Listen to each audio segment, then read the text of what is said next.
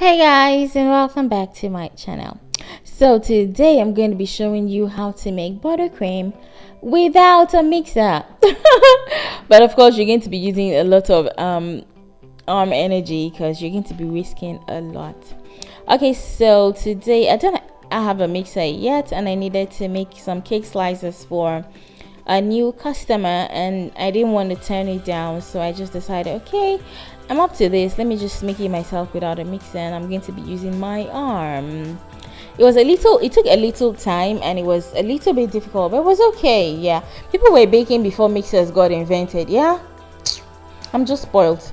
Anyway, so for this recipe today, we're going to be needing 400 grams of butter, 425 grams of butter, and some salt. I didn't exactly measure the salt, I just dumped some into that place. And then we are going to whisk. This is where the work is, guys. You are going to whisk and whisk and whisk.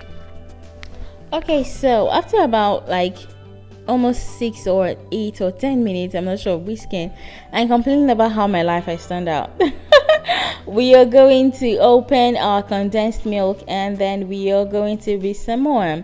Okay, so for this recipe we are going to be using 250 grams of condensed milk.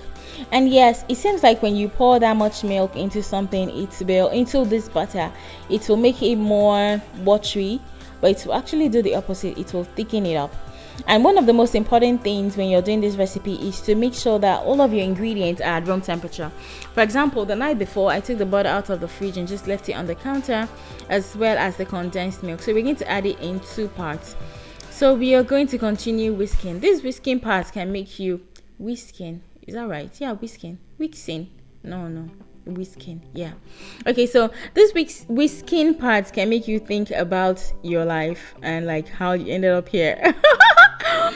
But you know, it was good arm energy, so good arm workout, so it was okay. So we're going to pour the condensed milk in 2 parts, and then we are going to whisk. It's a very simple recipe. It's just salt, butter, and condensed milk. Yeah, and the condensed milk actually makes it thicker and not more watery, so don't worry about it. So just keep mixing it. It takes a lot of time. Like I think at the end of the day I whisked for about 20 minutes, but I just kept telling myself, like, people were baking before mixers were invented, so why are you just so lazy?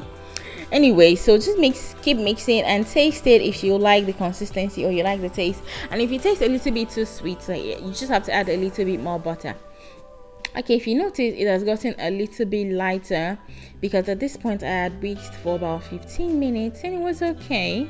It was a lot of work, but it was okay. This is what you do for the love of baking. Anyways, plus I had missed baking. At this point I had not baked for about 3 months, so like it was really like a welcomed, I don't know, activity basically.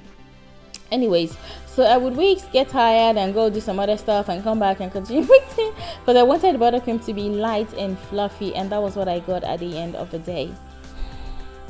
Okay, so after whisking for a while, it was light and fluffy and I loved the consistency, and then I was done. So I just scraped the sides of the bowl and then I was done. And this is your buttercream. It is really easy. This is very easy.